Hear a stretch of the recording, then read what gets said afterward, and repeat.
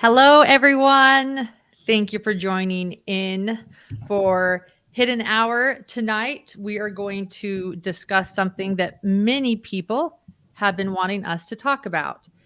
I have been following and sharing information on the Rudy Farias case. I've heard it pronounced both ways. I think I've decided it depends on where you're from, I've learned. Oh, someone said it's 105 where they are. It is 110 here. No, actually, it's 100. I saw the last temperature was 114. Yeah, it's hot by the airport. Geez, and I knew it was hot. That's why I couldn't handle being outside. Yeah, I think going outside in my bare feet earlier and having my feet burn on the pavement was a pretty good sign that things were hot out. So I didn't do that again. I put on some flip-flops. Thank you to everyone who joined with us last night while John and I had unboxed our YouTube play button. It was really, really cool. And it was so fun to spontaneously go live with all of you late last night before we went to bed on our anniversary and John's birthday. Happy birthday, babe. I love you. It's your birthday week. So happy anniversary. Thank you. And it was really fun to be with you all last night. Make sure you subscribe and hit notifications because we do sometimes do those spontaneous lives and we love for people to be on them. We also want to thank everyone who wished us a very happy anniversary and happy birthday. It was fun. We went out. It was fabulous. And today we're like recovering. As you can see, I'm just like getting back to life. So anyway, babe, love you. Happy birthday week. Thank you. Thank you for thanks for eloping with me 7 years ago. Yeah, so, it doesn't seem like 7 years. Being a good sport. True story. It was a genuine elopement. We decided the day before. But so back to this case. I've been following this case and then I slowed down following it because Rudy requested privacy. And of course we wanted to respect that privacy that Rudy requested. So while John was going to jump on earlier on this case, when that popped up, we thought, you know what, let's back off. But then since that time, Rudy has come back and he did finally do a presser with the media. And we heard from Rudy, and many people now have been asking Dr. John's opinions in the Rudy Farias group. They've been personally requesting your analysis, John. They said, I want to know more about what Dr. John thinks of this case than, what happens next. And I think we've all been wondering. So thank you for discussing this with us. For those that are not familiar with the Rudy Farias case, we do have a playlist. I just realized I need to add this video to that playlist. And we also have an overall review of the case on Patreon, patreon.com/hiddentruecrime, as well as here. That it's in the description of this video. And if any of our mods want to share that and post it, they can. So it's just a brief overview of this case. With that being said, and Robin B, thank you. It's so good to see you, an old friend of the program. It's good to see you. Thank you so much for your support. It's a sad case, this Rudy Farias case, and there are many, many questions. It has been sad and it has been confusing. And I think that what we need is a forensic psychologist. Oh, look who we have here. That's who we need. You are made for this case. We need a psychologist with this case for sure. So I'll do my best. Thank you. And I want you to know, I am following closely the Carlee Russell case. For those that don't know about Carlee Russell, please go learn about her. She is missing from Alabama, a 25-year-old woman. It's been about 48 hours now, so it's very concerning. She had pulled over to allegedly help a toddler and was on a phone call when she was disconnected, trying to help this toddler. And then, of course, we are also following the arrest of the Long Island serial killer, which we also plan to talk about soon. So stick with us this week. Please subscribe, because I suspect there'll be quite a few videos that are not scheduled next week discussing these ongoing cases that we're following. All right. Oh, and then, okay, wait, right when I said I'm done, I'm like, but I'm not. And then Dr. John did his book club this week. Thank you for all of those that let us know how great that was. I will be posting that Zoom video soon on Patreon as well, patreon.com/hiddentruecrime. For those that are interested in joining Dr. Babe's book club, you can head to patreon.com/hiddentruecrime. We do at least once a week a meeting, and you've been starting movies as well, but we are figuring that out because John's getting a little overwhelmed. You said once a week, once a month. Once a month. Yeah, once a month. Thank you for that. Was an important clarification. You did a twice a month last month. Yeah. But we're rethinking that because between being a family man and preparing for our hidden hour lives and us following our cases, John's always staying up now to watch movies and read books. And I'm like, hold up, like, wait a minute, let's so we might go back to once a month, but we are working with our book club members and everything. And it is a really cool, fun group. So we hope that everyone joins that's interested. And just a little plug for the next movie we're going to be talking about is called The Work, about group therapy at Folsom State Prison in Northern California. It's a really fascinating documentary about not only the criminal mind, but therapeutic work with criminals at Folsom State. It's a really amazing documentary. In fact, it's one of the few documentaries I know of that came out in 2017 and still has a perfect 100% score on Rotten Tomatoes. So that's our next discussion in the book club / movie club. So we'll be getting to that in August, discussing that. Yes, thank you. To those asking how my brother is, one victory this last week was that we finally transferred him back to our home city. So he has been in Miami, which none of us are from. We've all been taking turns for months being with him. And it's a relief to our family and to all of his many friends that he's back in the city he grew up. And we have family around him and friends around him. And now, as my family says, it's our job to hopefully bring him back. But as far as his health, there isn't anything too significant to report on yet. Hopefully there will be. Thank you for your prayers and thoughts and experiences with TBIs. All right. 10 minutes in. Okay. We can begin.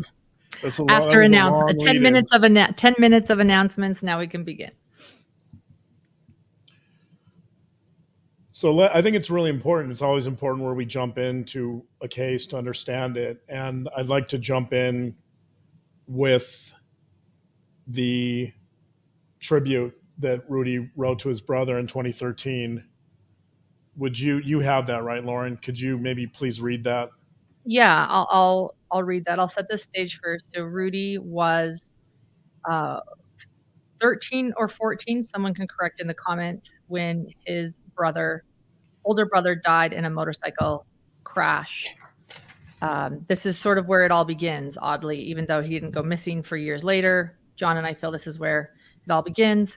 And we also know from some things that we posted on Hidden True Crime that Rudy was very, very close to his brother.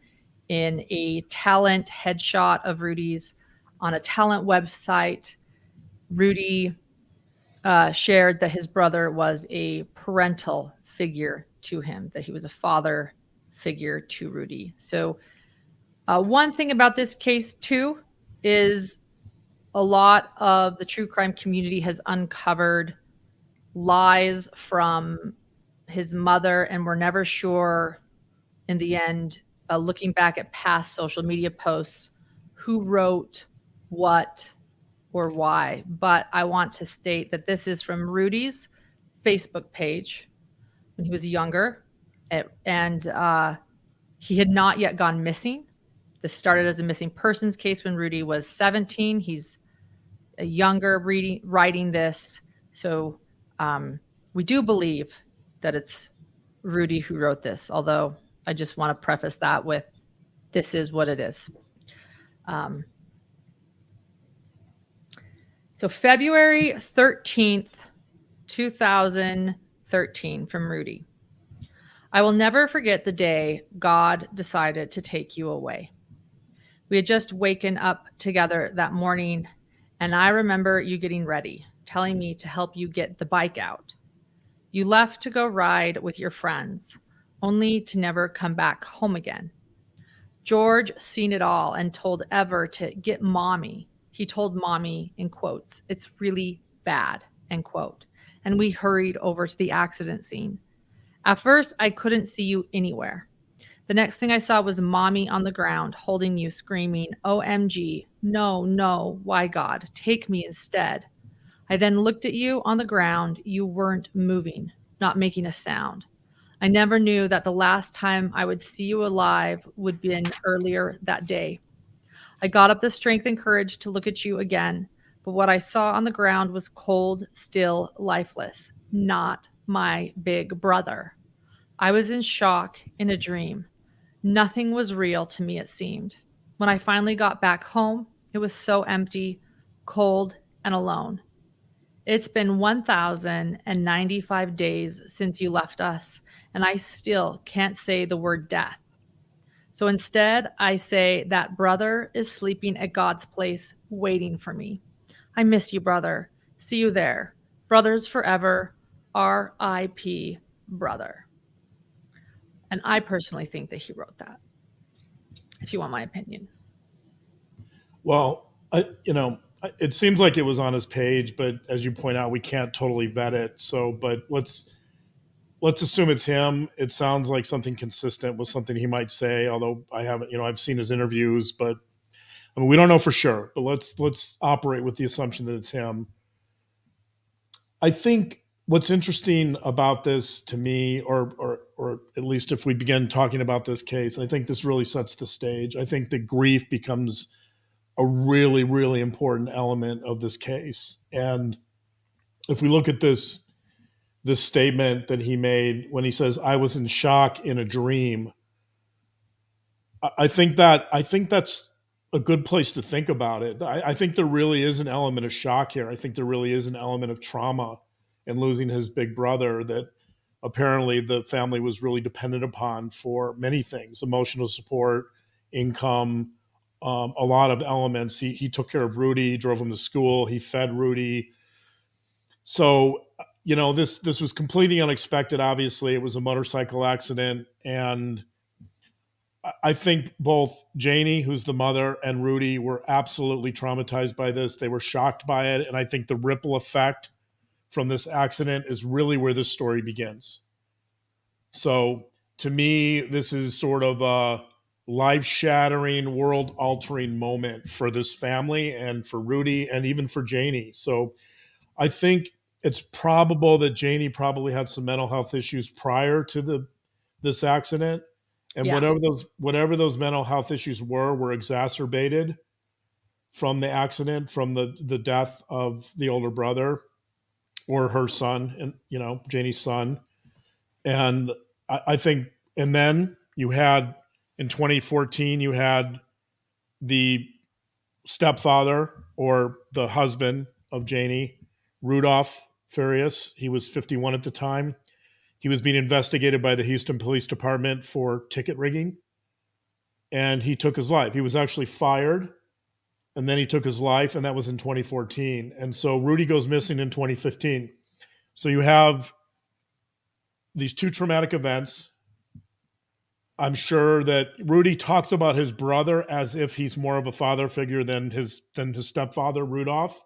So I don't really know the relationship there, but I assume that he was a male figure, a male presence in his life. Obviously, I don't know if their relationship was good or not. To clarify, he died after the brother. Because this, Yes, right. yeah, right.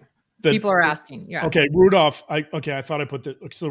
So the brother dies in the motorcycle accident in 2011, and then the stepfather Rudolph. So, and I think Rudolph was the father. The family tree is very confusing in Okay. this, but his father. Yeah, I've listened to interviews from the aunts, and I've read some articles. It's a little confusing, I but knew that the web true crime community would keep us so us organized on this life. So they're saying they're never married. The father had a separate wife of 17 years, but this is Rudy's father. okay, so it's obviously this is another trauma, and Right. That's what so matters. you have these two traumas back to back. I presume that Rudolph was assisting the family with financial support, and Right. these two losses really create a difficult situation for Janie, obviously in terms of economic hardship. For Rudy, there's the trauma of losing two people he's very close to, clearly, Or especially his brother. one Apparently, person he's very close to. Yeah. We don't know the yeah, right. relationship. I don't know for sure his relationship with his father, but so we haven't learned a lot about that. But so this really sets the stage. I think that the word shock that Rudy uses here, the word shock as if he's in a dream, I think is consistent with someone who might be experiencing some symptoms of PTSD or might be having some dissociative states, or the language is interesting that he's also describing some elements of depression, that he's empty, he's cold, he's alone. He talks about not willing to say the word death, so there's kind of a denial surrounding loss here, that I don't feel like he's really grieved because he's not willing to fully embrace the fact that his brother is deceased. Of course he knows it, he's not in his life, but he's saying he can't say the word death.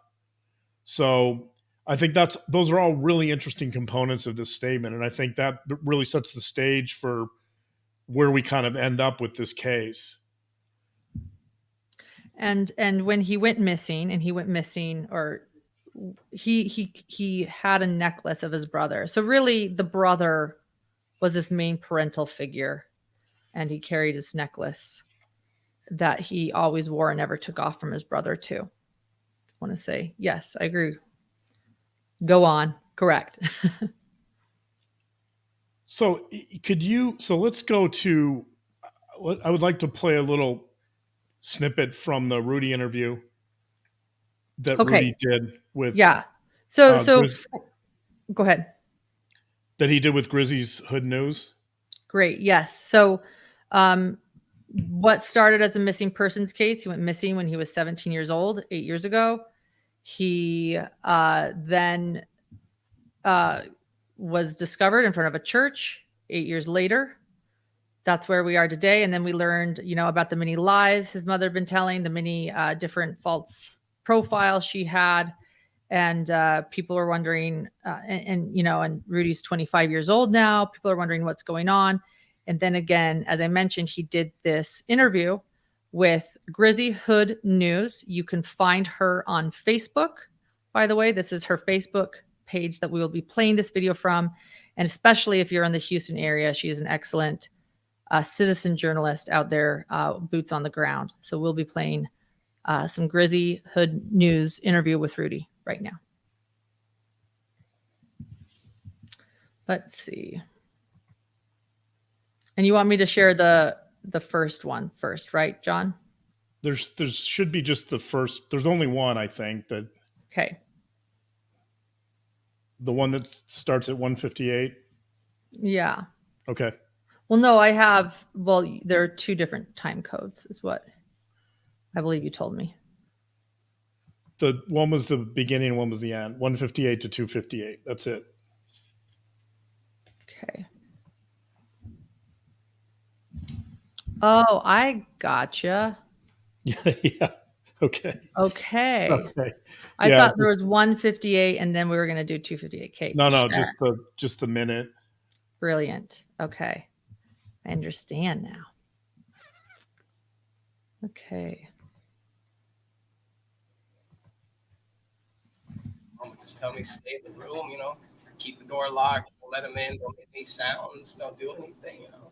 Tell us about what it was like living there. Were you allowed to leave the room? Was she holding you there against your She will? never locked me in or handcuffed me or anything like that. I had free will to leave. It just felt like brainwashing, honestly. It just kept confusing me, just the way she would manipulate me into saying oh, you're gonna get arrested because you have a speeding ticket or something, like something minor, something innocent, and then it would just gonna escalate into just people just sorry. It's okay. Which is Lauren,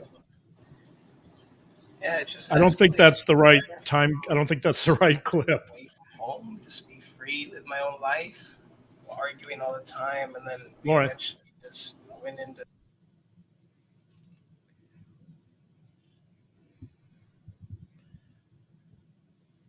Lauren, can you hear me? and or didn't No. have anybody to teach somebody and or handcuffed me or anything like that. I had free will to leave. Is this not it? It just felt like brainwashing. Is this part one? Just kept confusing me. Just Okay, the way, maybe you're she playing a would little manipulate earlier. me into saying oh, you're gonna get arrested because you have a speeding ticket. I don't think so. So I am playing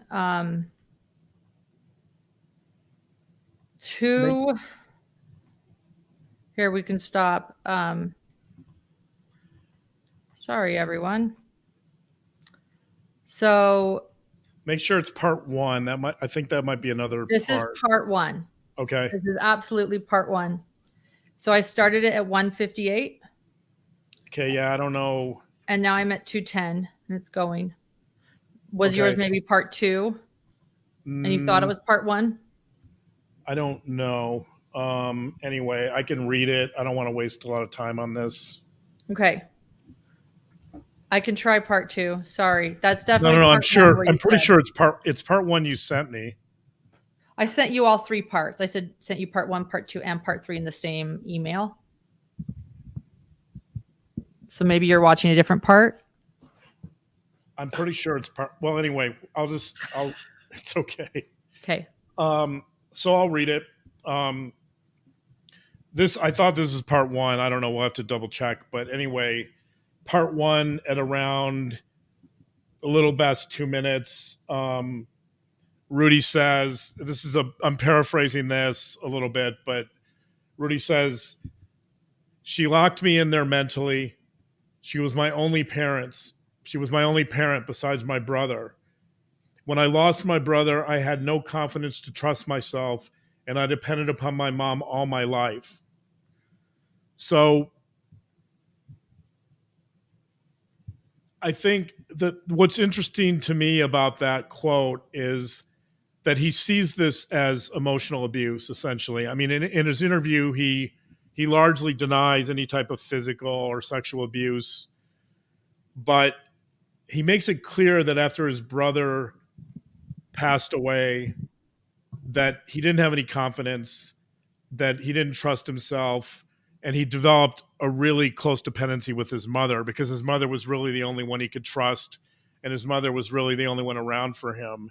And it's interesting because he mentions the word brainwashing quite a bit, several times in the interview, and he talks about Stockholm syndrome, and we'll talk about those. But one of the in brainwashing, by the way, is fairly controversial in the research in psychology, in the sense that it's not a generally accepted term, psychological term, for what happens when people change their opinions, or when they change quite a bit, actually, their personalities.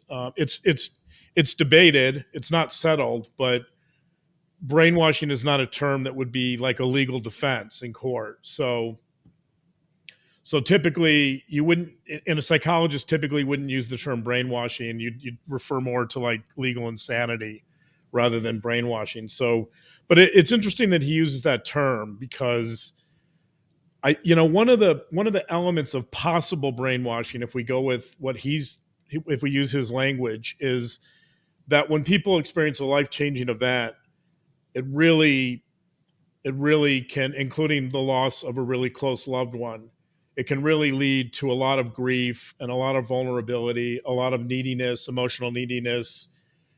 It can lead to a lot of dependency. And I think it kind of erodes our sense of self, that, and that's exactly what Rudy talks about. He talks about that he really lost confidence. He didn't know who he was. He didn't know how to approach the world. He didn't know how to live. And so his mother really fills that void. That I think you have someone who, he loses his brother and then he loses his father, but first the brother's probably most important.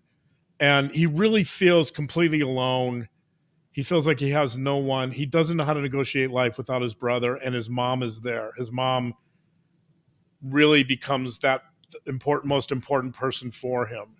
And so I think that vulnerability that Rudy's experiencing and that loss and that trauma really sets the stage for what happens here, which is that his mother steps in and essentially, to use Rudy's terms, that she oversteps her boundaries, that she has really poor boundaries with him. Now, we might debate whether that, and the Houston Police Department would debate this too, we might debate whether that crosses over into abuse, or I guess there's other terms. This is where this case gets really confusing, because we're talking about an adult here and we're not talking about a child. If this is a child who's sleeping naked in the bed next to his mother, and again, there's some dispute about whether Rudy said that. He said that to Quanell X, but I believe he probably did say that personally, but I believe it too. Quanell X is a controversial figure, but I want to say too that it's easy to dismiss everything that somebody says because they have a past or some history that seems, not like, what am I trying to say, John? Like, I feel like a great way that people dismiss people in the lie is almost a tactic to say, well, you can't ever believe anything they say because this happened and this happened and this happened. That doesn't make somebody a liar 100% of the time. Well, and go ahead. There's a strong argument for his authenticity here. He was in the room with them for a while, a couple of hours. He recorded it, actually, apparently. He was very emotional afterwards, which Right. meant that I think he had a good grasp of the emotions in the room and he conveyed those emotions. So I would have absolutely no reason to doubt what he said as being accurate. And there's something else he said, I think, that was important. He kept saying that Rudy repeatedly kept saying, I don't want to get my mom in trouble. I don't want my mom to go to prison. I don't want my mom to go to jail. And then when Rudy actually does the interview several days later, it wouldn't be unexpected that he would change his story a little bit, in the sense that I think when he talked to Quanell X and the detective, he was probably very vulnerable, and he was talking to them before anyone else. And then when he talks to the media, I think he's had time to really think things through and distance himself from it a little bit. So I think he's amending his story a little and telling a bit of a different story. Yeah, and I also want to point out, just as the journalist, I was looking for some severe contradictions between what Rudy said and what Quanell X said, and I actually saw things that correlated and validated. You could say that Rudy was minimizing his story. I saw minimizing of his story, but I didn't see like things that weren't accurate. Like he said, yeah, I'd have to sleep with her. Yeah, she pushed my boundaries. That would be minimizing what happened or being in denial of what happened, not completely changing your story. And I want to point that out too. So this idea of being a husband figure too. Correct. Quanell X said that, and then Rudy said that in the interview. That corroborated what he said too. Yeah. And that, by the way, that would be this idea of parentification, which is essentially taking a child and put them in a parental role. would be completely consistent with a child in this position, a 17-year-old, that the brother is deceased, the father is deceased, and now the mother, Janie, has no one that she's looking for. She's lonely too, and she has mental health issues. It seems, I don't know for sure, but it does seem like she has some mental health issues. And so Rudy would be expected to step into that role. He goes to work with her. Right. He gets a paycheck and gives most of it to her. He's dependent on her. He doesn't have she drives him everywhere. She pays his bills. She gives him housing. She gives him emotional, not, I wouldn't call it stability, but what he thinks might be emotion and connection. Right. And that dependency is a really important part of this story, in the sense that Rudy, after these losses, I think Rudy really is, I don't know if I'd use the term brainwashed, but he's in a position where it would be very easy to get attached and dependent upon someone that's taking care of him, and in this case, his mother. So Rudy uses And the his term mother Stockholm. also. Oh, go ahead. No, go ahead. Yeah, you can go ahead. I was gonna say also his mother cared for the brother too. So they have this this loss that is painful, that is bringing them grief, and they share that together.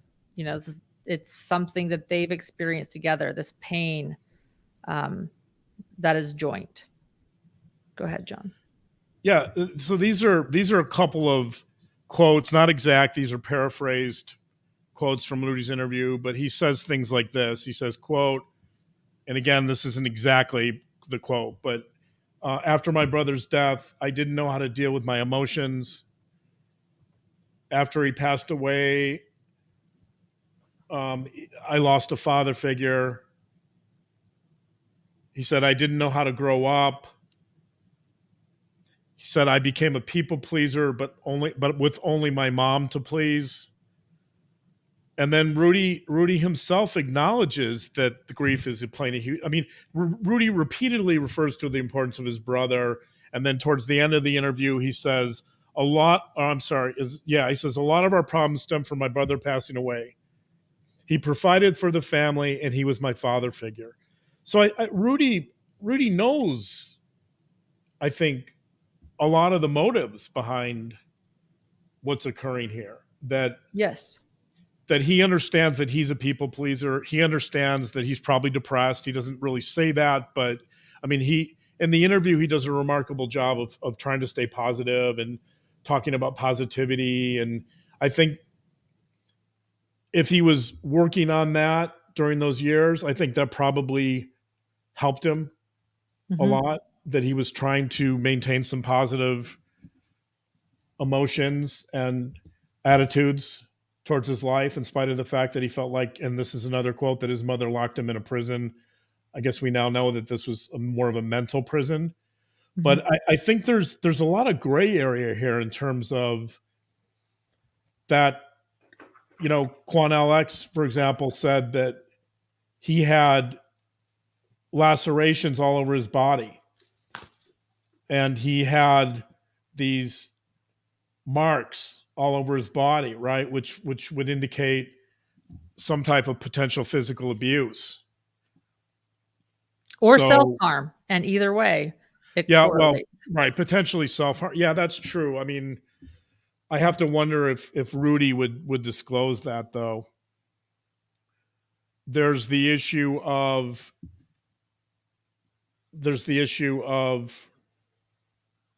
apparently being in the bed with his mother naked. Rudy didn't say that exactly, but you know what? He said she pushed boundaries and she did things he didn't want to do, and he would say, no. I rewatched Quanell X's interview today even. Quanell X says specifically things that there was kissing with tongue, and that she would make him play daddy. Like, again, those things, they're not severe contradictions. Let me just say this. There are 3 accounts, and that's really confused people, including me. There's Quanell X's account. There's the police law enforcement's account. and there is Rudy's account, and I see correlation. The police state, hey, we can't arrest him, and we'll get into this later. We're looking for probable cause. That's not saying that Quanell is lying. It means that, as they kept saying, they kept repeating this during the press conference. Look, Rudy's a 25-year-old man. You know, he's a 25-year-old man. He went missing when he was 17, which is considered an adult. In other words, they're stating the law's the law. Like, there's nothing we can do. We're looking for probable cause. Then Quanell says, this is what he just told us. This is awful. And then Rudy comes and I think kind of hits that middle ground of like, this is what's going on. And he didn't say, yes, go arrest my mother. And she did A, B, C, and D. Anyway, go ahead. I see how the three stories correlate. I apologize. Go ahead, John. Well, I think this is, so if Rudy is 16 or younger, I think you clearly have a case of child abuse, and you probably have CPS coming out to the home and at least interviewing them, possibly removing him. I don't, depending on how bad it is or who says what to whom. But I do think that because of his age, I do think it makes it more complicated in the sense that, from what I can tell, I mean, at least during Rudy's interview, his public interview, he doesn't really go to the point where he describes adult, let's call it domestic violence. So it would change from child abuse when he becomes adult to something more like, I guess the potential charges could be kidnapping or assault or domestic violence, right? And that, I think that's where it becomes confusing, because the Houston Police Department is essentially saying that Rudy is not willing to make a statement where he alleges or states that his mother abused him in some way. And because he's not a child, they don't really have a victim in this case, I guess, in their mind's eye. I mean, in their mind's eye. Right. According to law enforcement, they don't feel. In fact, they went as far as accusing Rudy during the press conference, because they state that he gave them a fake name when pulled over once. And then he explained in the interview, well, yeah, my mom made me, which I will, yeah. But I also want to point out, like, when it comes to Texas, there isn't a lot of leeway for an adult male to claim sexual abuse or to be a victim. That's difficult. That's difficult many places to be able to state, I'm an adult male and my mother made me do this. Right. Well, you'd have to, I don't know the laws in Texas, but I guess it would have to be either non-consensual, I guess. That would be some type of potential assault, or maybe incest. I don't know what the laws in Texas are around incest with an adult, child, but in some states, it's not a crime to commit incest as an adult. So with a parent, so it is very confusing, and I don't know, so in terms of what the charges would be and who would make them against whom, right? That's where I think this becomes a really difficult situation to make sense of. Right. And people are saying, and also, people are saying, and this is why victims don't reach out. They get called liars. They're confused. I also want to point out too, that Rudy mentioned in his interview that his mother scared him because he had gone missing and then was in the house. She did imply to him, like, you're going to get in trouble. You're going to go to prison, or you're going to go to jail. You broke the law because you're back. And so there was a lot of fear-based manipulation as well, which also makes sense. Right. There was a lot of threatening, and the Rudy would get arrested. And according to Quanell X, I presume Rudy told him this, but there was apparently the mother was apparently sedating Rudy or drugging him with psychedelics that she was manipulating him with drugs, apparently. I mean, I don't know. Rudy didn't mention that in his public interview, but apparently he mentioned it behind closed doors. Correct. So, and closed doors is a lot different than giving an interview to the media. And there, right. And there might have been things that he regretted Quanell X saying, and he wanted to protect his mother. And it's very common for victims to minimize things once in public. One thing he says behind bars doesn't mean he is forced to say that to media as well. I'm just noticing the question here, is this a case of coercive control? I mean, yeah, I think it is to some degree. It certainly involves some coercive control. In fact, when you and I were talking about it earlier, I said this is kind of a version of, for those of you familiar with Anthony Temple from I Just Killed My Father, it actually reminds me a lot of that, with the exception that Anthony was a child. And so Anthony had a father who was extremely abusive. He was an alcoholic. He owned guns. He was physically abusive. He kept Anthony locked in his room. Anthony didn't go to school because his father had kidnapped him when he was younger, and he didn't want the authorities, and he moved out of state, and his father didn't want the authorities to discover that he was kidnapped. So essentially, Anthony was raised in a cage, his room.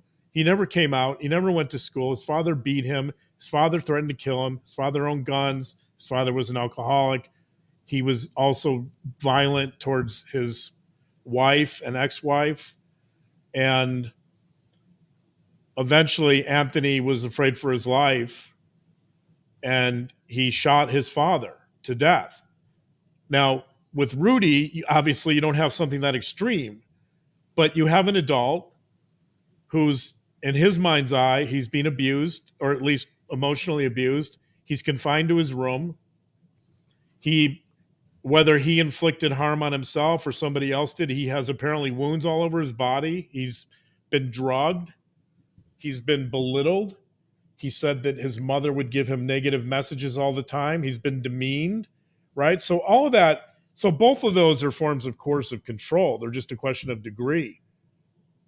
But I think where it gets really confusing with Rudy is there's no obvious crime that we can point to, number one, because he's an adult. If he was a child, that would be a different story. You can't sedate a child into oblivion and not let them attend school and get into bed with them naked and touch them. I mean, at least according to some sources, that happened. So all of that would be much more clear cut if he was younger. But so I think that's where this becomes really difficult to decipher. I feel like, so I'm sharing links right now, so hence my typing. I think the Netflix documentary I Just Killed My Dad is essential to understanding the Rudy Farias case. So I just shared a link, and we interviewed, it's a Netflix documentary, and we interviewed Skye Borgman about that movie, and I just shared the link there, and I'll share it one more time because Skye Borgman actually discusses that documentary with John in depth. And I really think that this is, when John brought Anthony up in the movie, it hit for me. I was like, you're right. Like, what is different about this? And you point out their children. Well, I also want to point out, though, that Anthony killed and Rudy never killed. I mean, they're so. Yeah, right. Rudy, he went for a walk, he got lost, and he ended up in a church. And then he reached out for help because apparently he was, I don't know, it seems to me he was so lost, mentally, or so, there was definitely some confusion, right, about where he was and what he was doing. And maybe at first I thought this might be like some type of dissociative fugue. I don't think it reached that level. A fugue being essentially you lose track of your identity. You forget who you are. You go out for a walk. You end up in a church. You don't know why you got there. You don't know who you are. It didn't rise to that level, but you can see it. I think you can see his walk to the church along similar lines, not obviously at a diagnostic clinical level, but something similar. I think it's a bit of a cry for help. He's looking for a way out. He says he feels like he's in a prison, right? So, to me, there's no doubt that his mother was abusive to him. Whether there's a crime here, though, this is what the Houston police is struggling with too. Well, struggling or wanting to make sure there isn't a crime because they might be embarrassed too. They might have their ulterior motives. I'll be honest, to wanting to make sure there isn't a crime. But yeah, go ahead. Well, and there's another element. I mean, I don't know if I should throw, excuse me, I don't know if I should throw this in the mix, but I think there are some biases when you have a mother and a son. Absolutely. I think there's some biases in terms of that the like it's sort of like Charles Vallow with the police in Arizona. That when Charles is, for those of you familiar with the Daybell case, when Charles Vallow is contacting police and saying, my wife Lori is insane, she's losing her mind and she's going to kill me, the police look at Charles Vallow and they say, that's a 6'1", 215-pound fit guy who is not going to be bullied by his wife, right? And so there's a little bit of a sexist bias going on there in terms of the police seeing Charles as someone who can take care of himself, right? And I think with the Houston police, you have a little bit of a version of that, I hate to say, in the sense that the police see an adult male with a mother, and they think, he can leave. He's not being held captive. He's bigger than her. He's stronger than her, right? Like to put it bluntly, I think the police are thinking, why doesn't he just man up and leave? Just, right? Like so in that sense, I definitely think there's a little bit of sexism here. If you had an Anthony Template situation where the father was holding Rudy, right, and the father had guns, let's say everything that happened to Rudy happened with the male, I don't know. I mean, my guess is they're taking that much more seriously. And I mean, I'm not trying to disrespect the Houston police. I completely understand where they're coming from in terms of looking for evidence that rises to the level of being a crime, because I'm not sure myself. Like when I look at this case, I think there's abuse. I think the mother is extremely abusive, but did she I don't know. Did she commit incest? And if she did, is that a crime in Texas? I mean, where's the crime here? Right. It's not just Houston police that might be, sexist. I think that a lot of people online too. I think this would be very different. If it was a father and a daughter too. Right. Well, yeah, I agree. So not just a father and a son, because I still think people would be like, well, what's his deal? If this was a father and a daughter, I think a lot more people would not be stating that. I think quite a few more people wouldn't be so skeptical.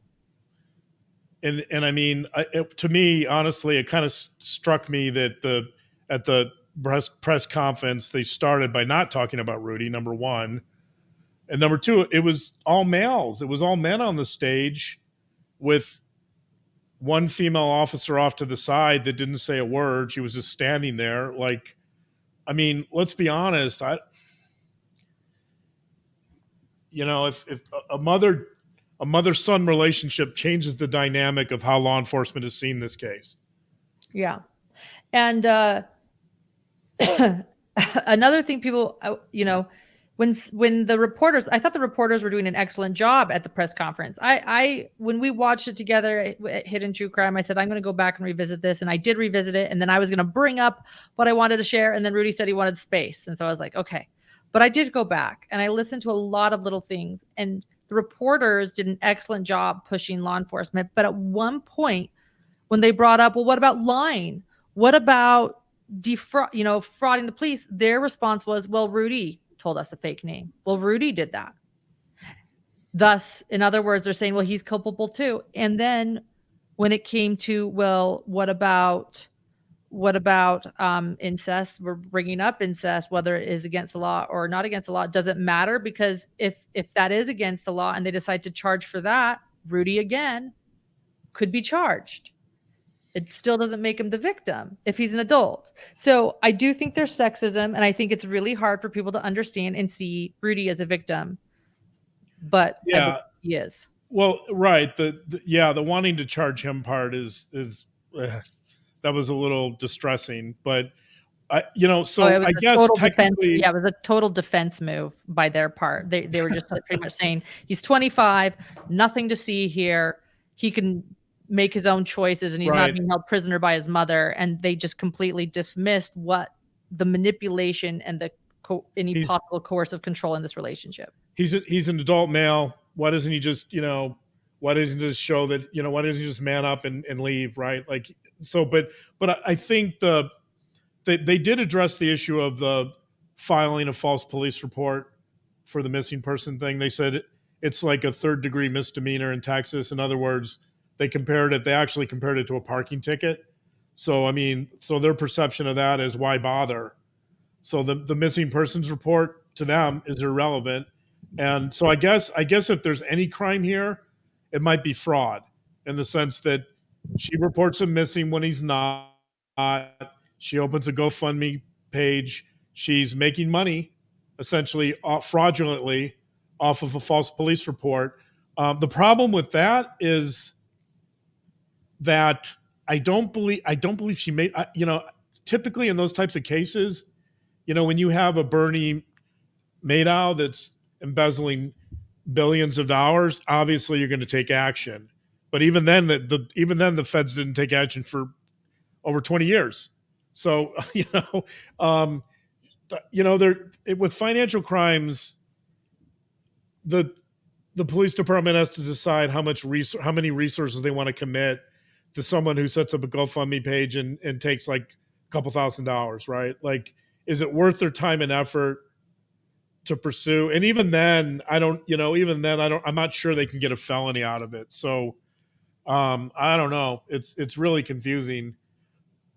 I think what's troubling about this case is the fact that when you get past the missing person part, and when you kind of get past the fraud part, you see a disturbing dynamic between mother and son. And even though he's an adult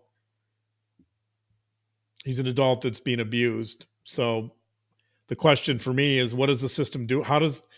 How should the system handle these types of cases? What do laws need to change? I don't know. I mean, it seems like at some level this would be kidnapping, even though Rudy says he wasn't restrained physically. I mean, isn't it a version of kidnapping to sedate someone? And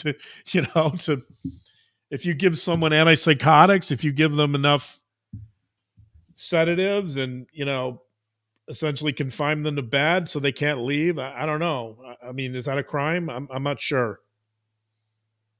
John, when we were talking about this on Patreon, it was Monday. Was it Monday of last week? And I was just explaining the basics of the case to you before it got really big, before the press conferences. That was the first thing you stated. You're like, this is going to be hard to find charges on. And this is when I was like, this is so sad. His mother's been keeping him, locked up. The guy's not talking now. And even then you're like, this is complicated. This is right. sad. And because he's an adult. And police are trained, as they said in that press conference, to look for probable cause. They're not trained to be psychologists. They're not trained, which is sad. I think they should be trained a little bit more in coercive control, in manipulative domestic situations, but it isn't necessarily what they are trained to do. Yeah, if you want to understand Rudy's state of mind, so what I thought was one of the most interesting elements of that interview with Rudy was that he kept referring to algorithms. So for those of you who watched those interviews, I kept thinking how that was so peculiar. I know a couple people, I saw a couple of people in chat before we started saying that his interview was bizarre. And he talks about, and one of the reasons it was bizarre is because he kept talking about how algorithms influence the world and they influence everything. And if you talk about colors, if you look at a red pillow, you're led to believe in love. And it's a peculiar view of the world, number one. But this is a kid who's been locked in his room. I should say adult, but there's something about Rudy that's very childlike. Yes. So, but this is my take on that. I think if you really want to understand Rudy, this idea of algorithms is critical, because this idea of algorithms has to do with something that's robotic, right? Algorithms are something that you put in machines so they don't make mistakes. It's part of machine learning. So when I hear the term algorithms, I think robots, machines, artificial intelligence, right? And Facebook, YouTube. Yeah, Facebook. Yeah. Thanks YouTube. for the thumbs up, guys. Thanks for the liking and thumbs up. It helps our algorithm. Go ahead. Right. SEO, right? All of that. So, but this is where it's important to understand Rudy, because Rudy mentions algorithms a bunch of times, and that shows me his state of mind. That Rudy sees the world, he sees himself almost in a robotic way. He sees himself as someone who essentially can be controlled.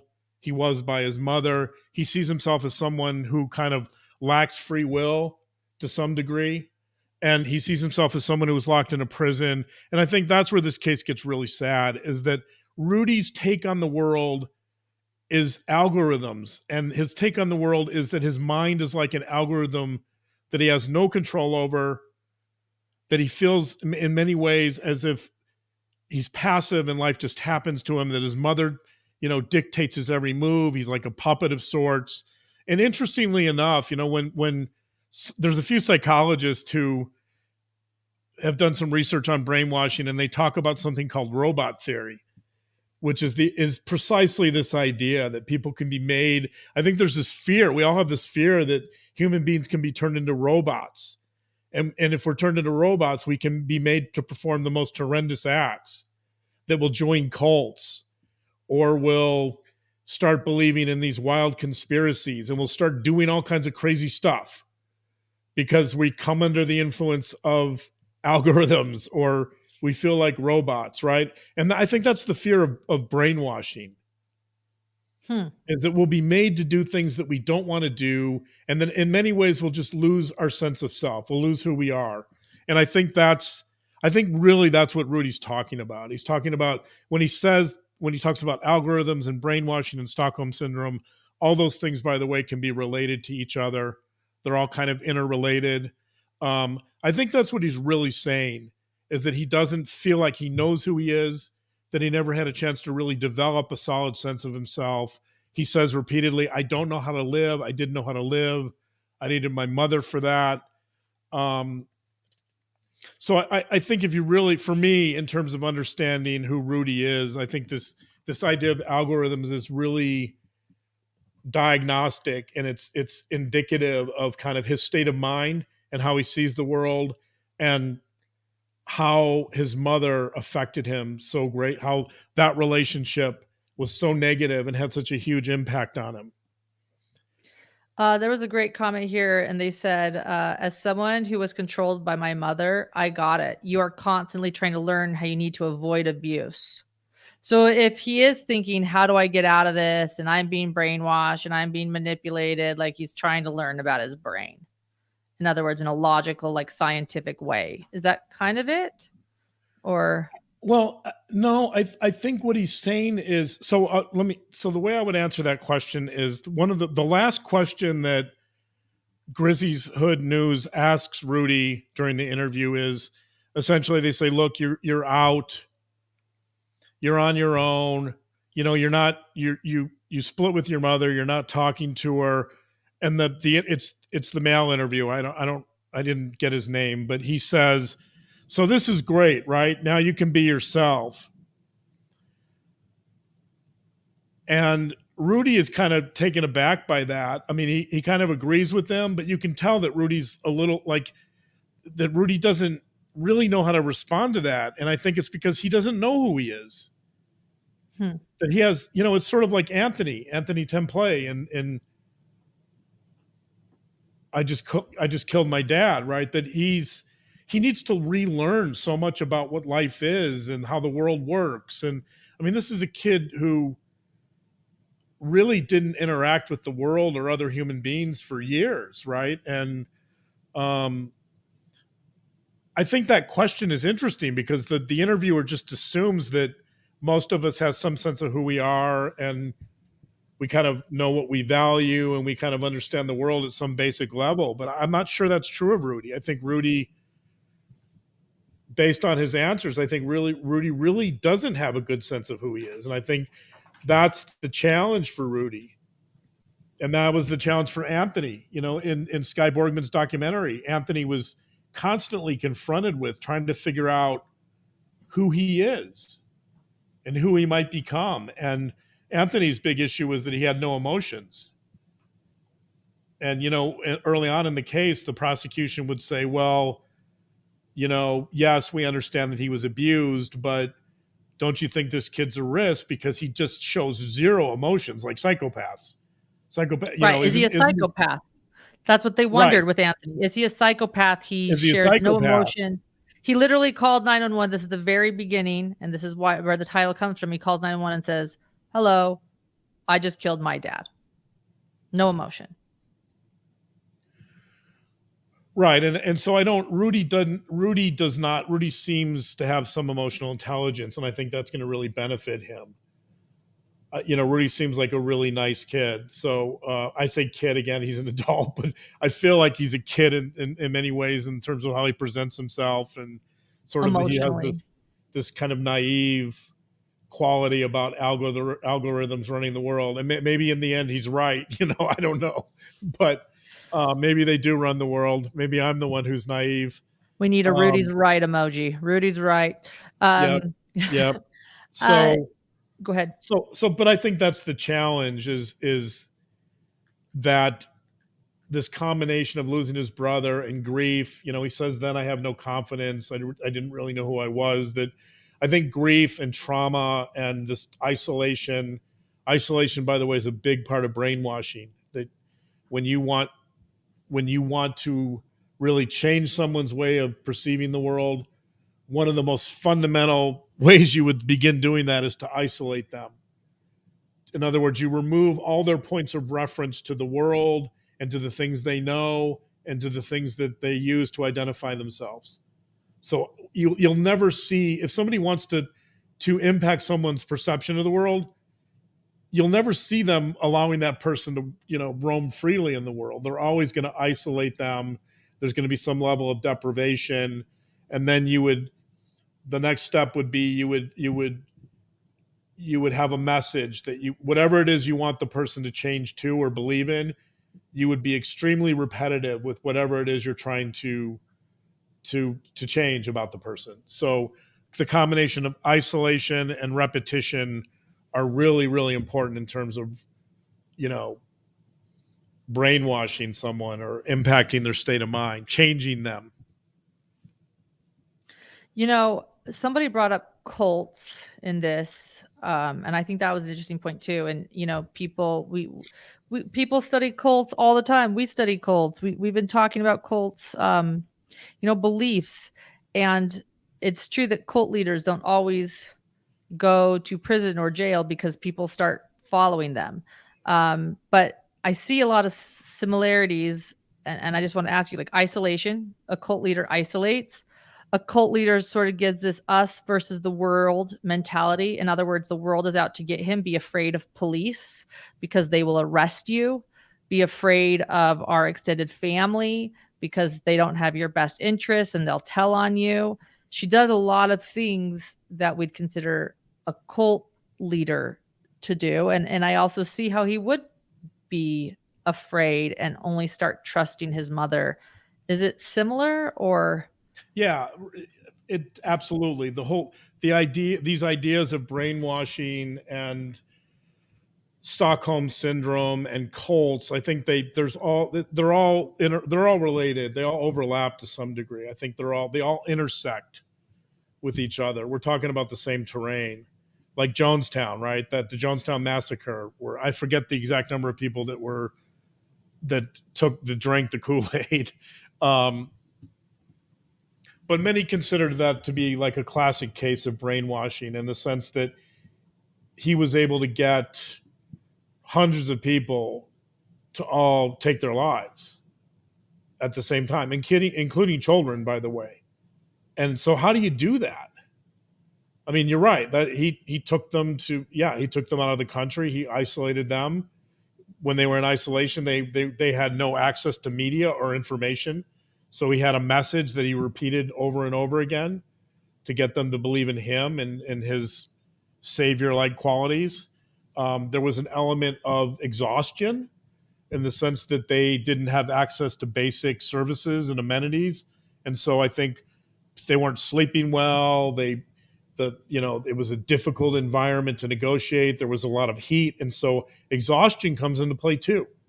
When you torture people, which hopefully doesn't happen that much, but when people try to get information from prisoners and they resort to torture, oftentimes exhaustion is a big part of it. They won't let them sleep.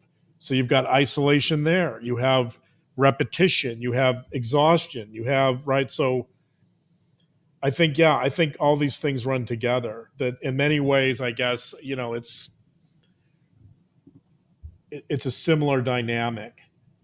And so in that sense, Rudy was subjected to some difficult conditions. A few people have mentioned this, so I'm going to ask this question. Would anybody be interested in watching some of this interview with John? I know that John and I wanted to pull out some certain sound for everyone, and we got the time codes mixed up, but I don't know if everybody's seen enough or if they'd be interested in watching some of it with John. I don't think we can watch all of it, but let us know, because some people are requesting that, John. And maybe that's what we should have also just done, is play a bunch of it and point out some things. I also noticed, go ahead. From the Rudy interview? Yeah, from the Rudy interview, like actually play it together and kind of go over some things. Well, if you want to play, so those first, I don't know, 3 or 4 minutes of part one are a lot of, yeah. So let me interesting. Skip. Okay. If it's the right one, I don't know how we're doing on time here. Yeah, we don't have time for it all, but let's play some of it. Let's play some of it and point out some things. And make sure. So again, I just want to say that you can watch the entire interview at Grizzy Hood News on Facebook. She does a great job. And let's see. So we'll start with part one, and we won't play the whole thing, but.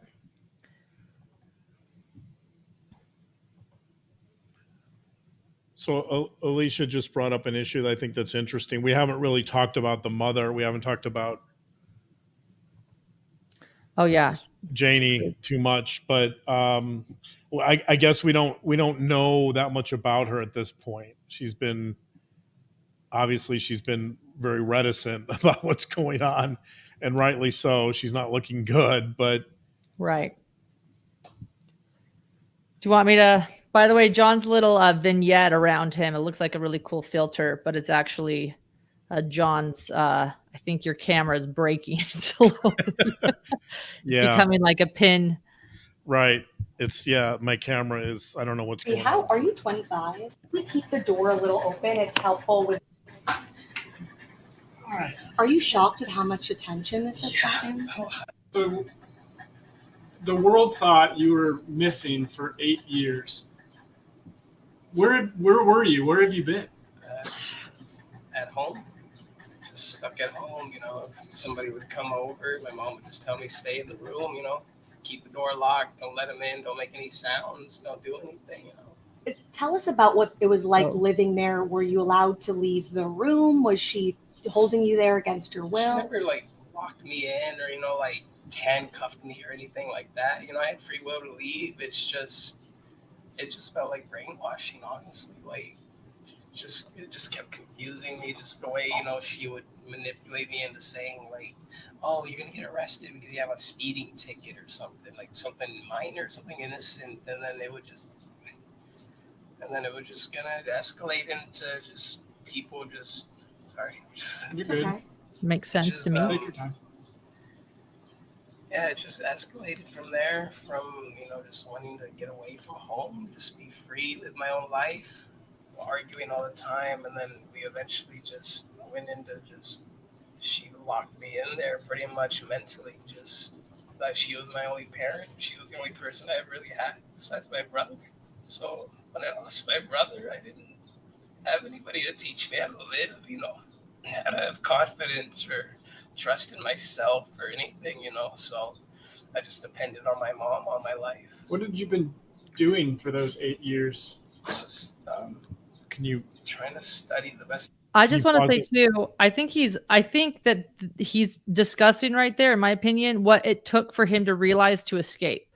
It's like he's been trying to figure out that. I think he just gave us the whole motive there. She trapped me mentally and she's all I Yeah. had. And, besides my brother. That was the quote that was the quote I read Okay. earlier. Yeah, exactly. So he said it there, but that was the quote I talked about. I really see that. That's to me, that's one of the most important moments in this interview because he really describes, as you said, he describes his motives for leaving and the impact of his brother's passing, the impact of his dependency on his mother, that with his brother gone, he didn't feel like he had any confidence. He wasn't capable of living life on his own. So he really turned to his mother. And there's another side to that too, that his mother really needed him. His mother, I think, parentified him. That's the whole idea of him being like a husband, that she made him a surrogate husband because Right. she had no one. She was alone. And so I think that's a big part of this dynamic, is that she's creating this dependency because she wants him and needs him around, and this is really important to her. So I guess in that sense, if we want to think about it in terms of cults, that I guess in some ways it's a similar dynamic to a cult leader. Yes. And Mandy is saying something that I want to bring up. She's saying, doesn't he seem especially insightful to the key elements of abuse, yet he stayed and participated? I think what we're forgetting is that he stayed and participated and then he saved himself. He escaped. He figured out what was going on and left. So you have to realize that this is after he saved himself. So he was probably figuring out those key elements of abuse in order to leave. So he probably does have some insight. And to those that are saying he's well spoken, the internet, he's been watching the internet, he's been learning. So, And yeah. I think he's in this interview. I do think he is minimizing the impact, and he's probably minimizing, the details of what really happened. I think down the road, we'll probably hear a more complete story. And I think this is interesting too. Mom was creating the man that never leaves her. Yeah. And she created a complete alternate reality. CC was asking you to maybe cover catfishing sometime and her multiple profiles and her wild world of being someone she isn't. But right. Yeah. She was creating a man that would never leave her. She had her own weird needs. Yeah, agreed. I think there's definitely some mental health issues with the mother here too. We don't really know enough about her to speculate on what those might be, but undoubtedly the grief, whatever mental health history or mental health issues the mother had, I'm sure that the loss of her oldest son made them significantly worse. They exacerbated her issues. Yeah. So I'm speeding this up just a bit, everyone, Okay. because we don't have a ton of time. line, understand how the world works, understand different cultures, different religions, different everything. Because my life, I just believe that we should stop putting labels on everything and just understand the communities and the prosperity and the growth and the positivity. Because there's just too much fighting, there's too much anger, there's too much depression and mental health problems in the world. Yeah, we just need to spread more positivity, because all of it, everything around us, it's an algorithm that they control through the social media and through the colors and just everything. Like if you see something white, like a white wall or a white pillowcase or a white car driving around the place, you'll just understand that, like, you're just trying to have a positive thought, and then you'll look at something white and get sidetracked, and you'll get distracted about stuff and things, and then you'll find stuff like a pink wall or something, or pink whatever, and then you just be reminded of somebody trying to help you, prosperity, just somebody loving people. And red, people confuse that for anger or hate, and it's only anger or hate, these type of things, if you look at it that way. Police at a lot of times. That's what you pointed out too. That's the algorithms, right? It's peculiar, in the sense that he's not seeing the world in the way that most of us would, in kind of a normal way, right? But this is someone who's been confined to his room. And again, I think this is really critical in terms of understanding this idea of algorithms. Is him in my mind, this is him basically saying, I feel like I have no control over the world. I feel like these algorithms are controlling me, just like my mom did, just like everyone does, and that this is how the world operates, this is how my mind works. That he really sees himself, I think, in a very robotic way. And I think this is going to be the challenge of him really healing and trying to figure out who he is he's going to have to obviously develop a little bit more of a complex view of the world, but especially of himself and what he values, and how he can exert some autonomy and how he can show some free will. Stephanie's asking, was he isolated, Dr. John, if he had neighbors, a job, and the internet? You know who else had the internet, by the way? I just forgot their name. The famous case of the many children held captive by their parents, chained to beds. The Turpin family. Yeah. So Stephanie, I would say he had minimal contact with his neighbors. His job was with his mother, so his mother supervised him whenever he was out of the house at his work. The internet, I'm sure she probably monitored the internet and gave him limited access to the internet. So my guess is that yes, he was. I mean, again, I think we're going to learn more details, but I do think he was for the most part very isolated, I think. So I hear you that he's not like Anthony Temple in the sense that his dad is literally locking him in his room 24/7 pretty much, but he's not at that level. He's not being restrained, but he feels like he is. Is that you were 17 when this happened and you're an adult. You spoke a little bit about this, about some of the family trauma you've had growing up. Talk about the fact that although you're an adult, how difficult it was for you to be in the situation and maybe not be able to get out of. It felt like Stockholm syndrome, honestly. Like, just held against my will mentally, not physically. Just constantly, like, she was bombarding me with negative thoughts. And like every time I come around her, she just makes me, it's like little triggers just pop up. And it's like, if I'm trying to get away from my mom, I'll hear a random noise and there'll be like a little reminder in my head, like, don't do that, don't say this, or, just little things. Like, she's putting ideas or thoughts into my head whenever I'm just trying to, just understand the world. Do you think your mom took advantage of you? Heavily.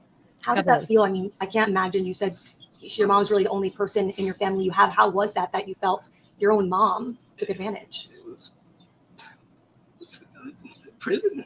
It's like I lived in a fucking jail my whole life. I just wanted to be free. I wanted to have my own job. I just wanted to live my life.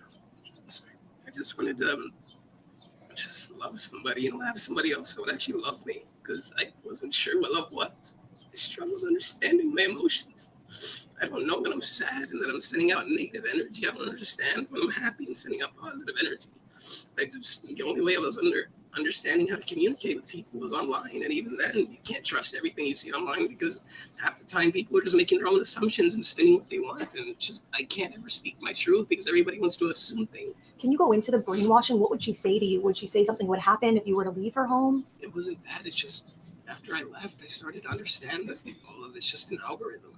It's literally all an algorithm. If you look at something black, you understand that they understand. If you look at something white, it'll confuse you when you're trying to go in a positive direction. If you look at something red, it'll remind you of love. If you look at green, it'll remind you of, like.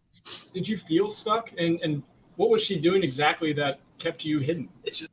And I just want to say again, I thought that was really interesting too. He said it's like brainwashing. It's, he can't leave. And I also want to point out too, his mother is all he has, and yet he felt trapped by her, that she kept him prisoner, yet she's also that's his family. It's his only family. So I can't imagine the conflict he has, that if he leaves, he loses her.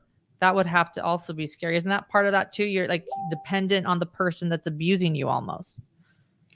Right. Well, I think that's part of what he describes as Stockholm syndrome.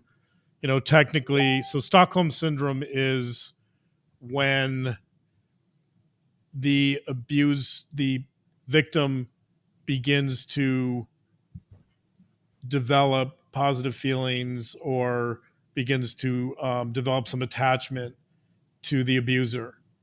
And, it's a little different in the sense that technically Stockholm syndrome it occurs between strangers. So the classic Stockholm syndrome was describing situations where the victim did not know the abuser. But, now it's often used to describe cases of like domestic violence, or it's kind of broadened quite a bit. But the basis of it is that there's an identification with the abuser, that there's some dependency often that develops and that's what he's describing. But I think this last part here that we listened to, I think what's most interesting is he's really describing emotional abuse. That he uses words that she's really negative, that she's planting negative thoughts in his mind. Again, he's getting back to this algorithm idea, which is that his mother kind of controls his thoughts, that there's something very robotic about him, that he kind of just marches to the beat of his mother's tunes, right? And so, I mean, in many ways, I think that's another confusion here, is that there's, for the most part, there's no crime or no laws that I know of. If you're committing emotional abuse.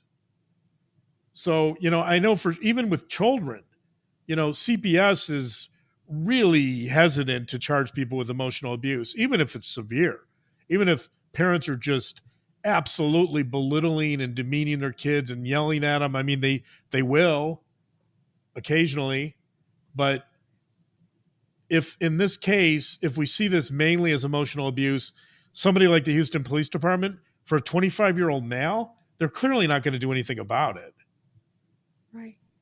We just received a really interesting comment from Spiked Mountain Dew. They said, I visited Rudy at the Texas Children's Hospital when we heard that he had cancer, in quotes. He did not talk to us, myself, principal, and pastor.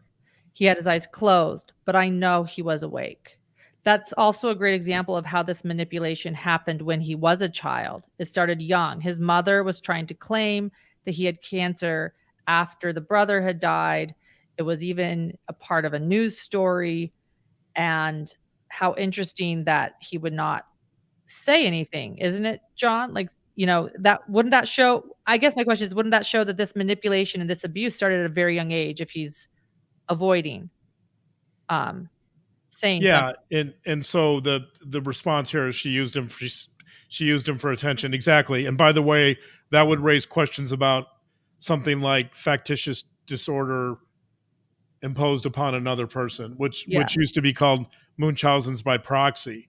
That some of these hospital visits that Rudy describes have a lot in common with Munchausen's by proxy syndrome, by the way. So, but that would be more about the mother. then it would be about, again, this is about the mother manipulating and seeking attention. And I don't think it was Rudy that wanted attention. It was the mom.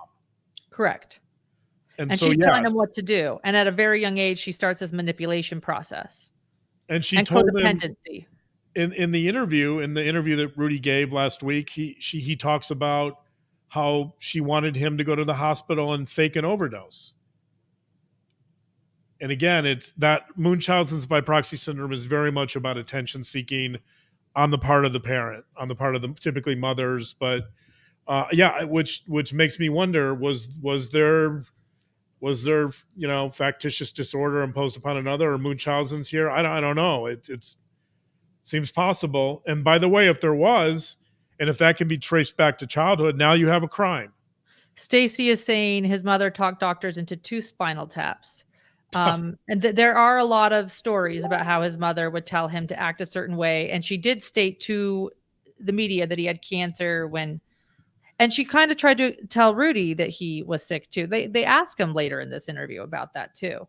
Yeah. And he says, I had a tumor in my foot. That's what he says. Did you have cancer, Rudy? Did you really have cancer? He says, well, I had a tumor in my foot. I mean, did he not? I don't know. But in some ways, she's convincing him of something, or he has something wrong.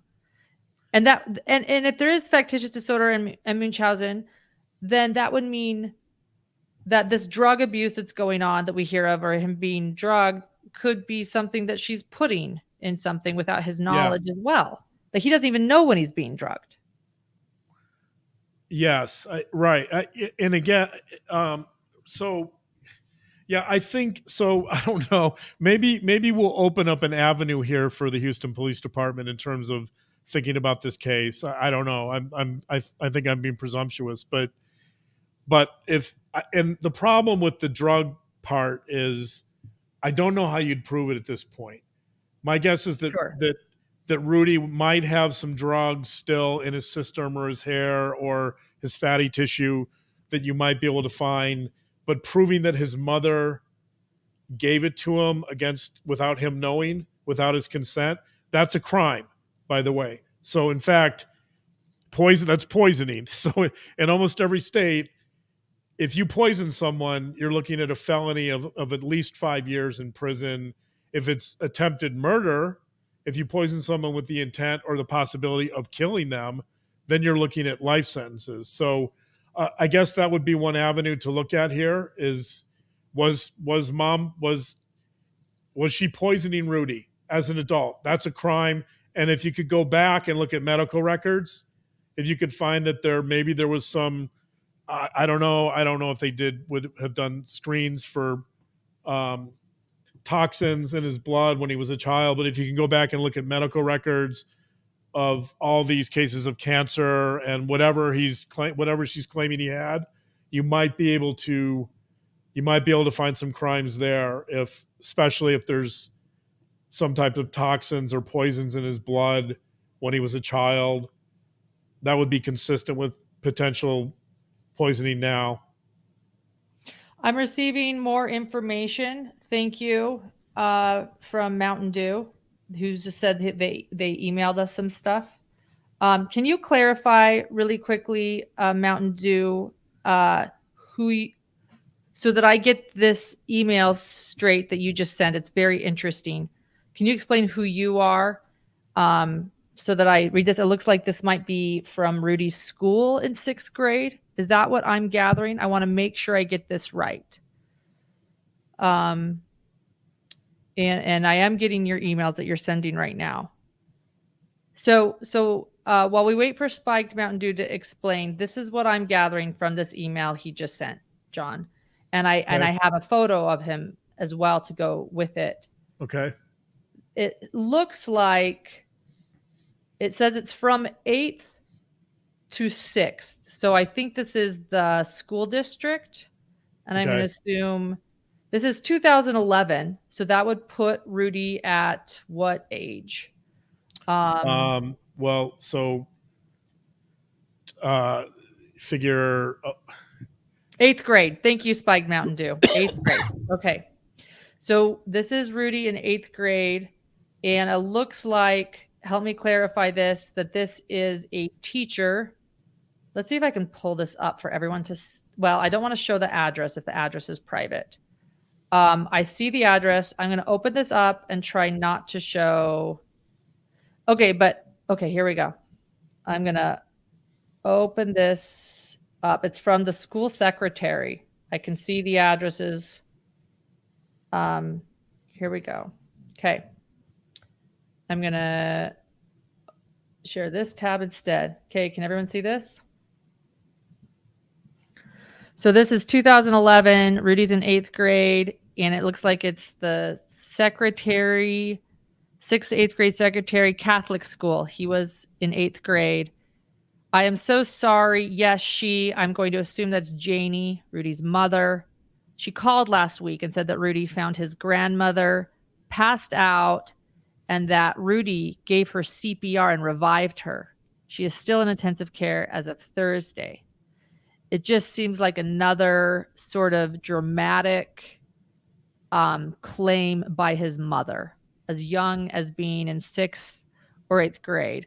We also know that his grandmother was alive and living with them for quite a while, So, Is it possible that she was poisoning the grandmother? Could have been. Yeah. Could have been. I mean, this would kind of show us that this sort of abuse was going on while he was very young. If this didn't really happen, which I think is a claim that people are suspecting, right?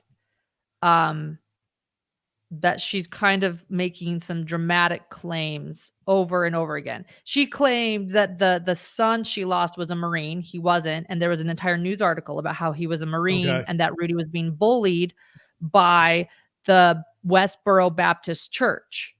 And nobody ever saw those emails either. So there seems to be a lot of these absurd claims starting at a very young age about Rudy that his mother is making, that she's using Rudy for her own attention. I think that's what Spiked Mountain Dew and others are trying to get people to see, is that this was going on for years. These absurd claims, the Westboro Baptist Church bullying him, his brother being a Marine, him having cancer and needing a GoFundMe for that. Yeah. He's giving CPR to his grandmother. So we're starting to get into a lot of speculation here. I want to kind of pull back a little because that's not what we do. So without knowing a little more, but I mean, I don't know enough about the mother to really. So in other words, we'd have to dig into the mother another time. You're right. Yeah, we did not get into the mother. This is about the mother, and we don't know that much about her. But I mean, I think just in general, I think it's fair to say there's some mental health issues there. I think Rudy would acknowledge that. Is there a possibility of a personality disorder? Yeah, sure seems like it, but I don't know what that would be. So, I mean, what you're describing there about just kind of attention seeking and embellishing things, that might be consistent with something like histrionic personality disorder or narcissistic personality disorder. But I'm just throwing that out there in general, not as it applies to her. Right. That's fair. And that is an important distinction to make. John researches before he talks, and he has not delved into Janie. He has delved into Rudy's interview, so we can't go too far. But I want to say thank you to Spike Mountain Dew for being here and sharing your thoughts and insight. And they also sent us this photo of Rudy at school. Thank you. Yeah, it's interesting. I think we'll definitely learn more about the mother, and my guess is that Rudy will be maybe not. Rudy seems pretty private, but I wouldn't be surprised to see Rudy fill in some details, and maybe when he starts to come to terms with it more, and really starts, if he decides to get into therapy or to kind of work on himself a little bit, I wouldn't be surprised to see him become a little more transparent or open about what happened. Spike Mountain Dew, I would be interested in interviewing you. One thing we like to do here at Hidden True Crime, I like to interview people to learn more. So it actually is the effort of the Hidden True Crime community to delve into these crimes and to learn more. As John pointed out, he can't say more right now because he hasn't done the research, and a big part of our research is talking to people like you and gathering information, and that's part of my job. I'm that part. So thank you for communicating. If you'd be willing to do an interview or know people that would, we'd like to do that. Thank you so much. I like that. There's 2 comments here. Someone said, I think that Rudy is going to disappear and fade from attention. Then someone else is saying, I think he's going to have a Netflix movie. We'll see. Yeah, it seems to me that if Rudy had his way, he might just fade, but I don't know. Rudy seems like a kind person. He doesn't seem to be enjoying this attention. So his mother might be, but I don't know. I think at some point, I think we'll probably get a more complete picture, but I'm not sure Rudy would be in any hurry to give that to us. So yeah. And Spiked Mountain Dew was his teacher. Thank you. Thank you for sharing your info. It would be fascinating to keep in touch with students, and it would be heartbreaking to see sometimes, especially like this situation. We probably need to go, but we did cover some of that interview. I think that was really helpful. It was for me too. Thank you for explaining that in detail with the interview. I appreciate that, John. Yeah. I hope this is a complex case with still a lot of uncertainty surrounding who did what to whom and all that, but and whether there's even crimes. So, but I hope we shed a little bit of light on it at least. Yes. What do you want to conclude with, babe? Just that I hope, kind of like my thoughts would be like with Anthony, that I hope Rudy gets the help he needs and that he can find the time and space to heal. And I think he's been through a lot. I have a lot of empathy for him. I'm sure it's been very painful for him. He mentions that word. This has been very difficult and painful, and he's suffered a lot. And so I hope Rudy can really just find some space and some time and find the right people to really help him get through this and to heal and to kind of figure out his life and where he wants to go. Thank you. Yeah, my heart goes out to Rudy. I do personally see him as a victim of abuse, and showing us once again that abuse is in many forms, and we just can't judge it on the outset.